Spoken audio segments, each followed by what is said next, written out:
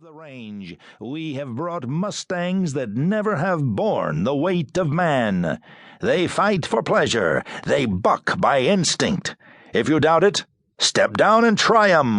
$100 to the man who sticks on the back of one of 'em, but we won't pay the hospital bill. He lowered his megaphone to enjoy the laughter, and the small man took the opportunity to say, "Never borne the weight of man. That chap in the dress suit, he tells one lie for pleasure and 10 more from instinct. Yep, he has his hosses beat. Never borne the weight of man. Why, Drew, I can see the saddle marks clear from here. I got a mind to slip down there and pick up the easiest 100 bones that ever rolled my way."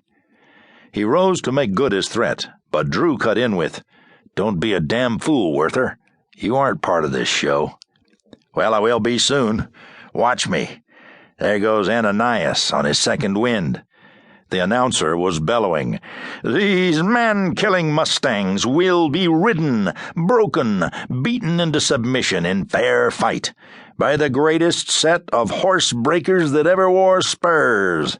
They can ride anything that walks on 4 feet and wears a skin. They can—" Werther sprang to his feet, made a funnel of his hand, and shouted, "Hey!" If he had set off a great quantity of red fire, he could not more effectively have drawn all eyes upon him. The weird, shrill yell cut the ringmaster short, and a pleased murmur ran through the crowd. Of course, this must be part of the show, but it was a pleasing variation. "Partner," continued Werther, brushing away the big hand of Drew, which would have pulled him down into his seat, "I've seen you bluff for 2 nights hand-running.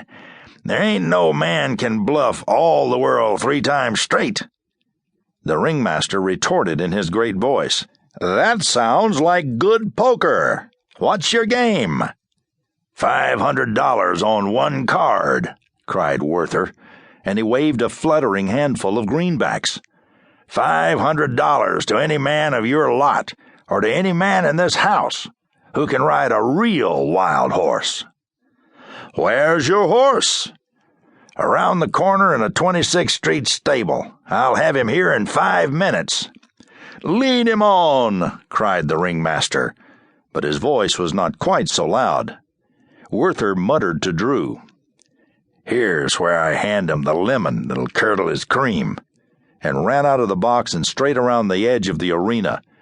New York, murmuring and chuckling through the vast galleries of the garden, applauded the little man's flying coat-tails. He had not underestimated the time. In a little less than 5 minutes, the door at the end of the arena was thrown open wide, and Werther reappeared. Behind him came 2 stalwarts, leading between them a rangy monster. Before the blast of lights and the murmurs of the throng, the big stallion reared and flung himself back, and the 2 who led him bore down with all their weight on the halter ropes. He literally walked down the planks into the arena, a strange, half-comical, half-terrible spectacle. New York burst into applause. It was a trained horse, of course, but a horse capable of such training was worth applause. At the roar of sound, vague as the beat of waves along the shore, the stallion lurched down on all 4s and leaped ahead, but the 2 on the halter ropes drove all their weight backward and checked the first plunge. A bright-colored scarf waved from a nearby box, and the monster swerved away. So, twisting, plunging, rearing, he was worked down the arena. As he came opposite a box in which sat a tall young man in evening clothes, the latter rose and shouted, "Bravo!"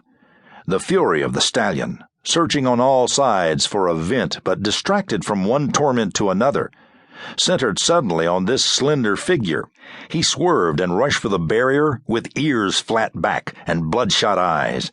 There he reared and struck at the wood with his great front hoofs. The boards splintered and shivered under the blows. As for the youth in the box, he remained quietly erect before this brute rage. A fleck of red foam fell on the white front of his shirt. He drew his handkerchief and wiped it calmly away, but a red stain remained.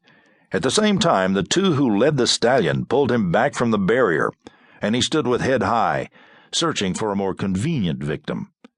Deep silence spread over the arena, more hushed and hushed.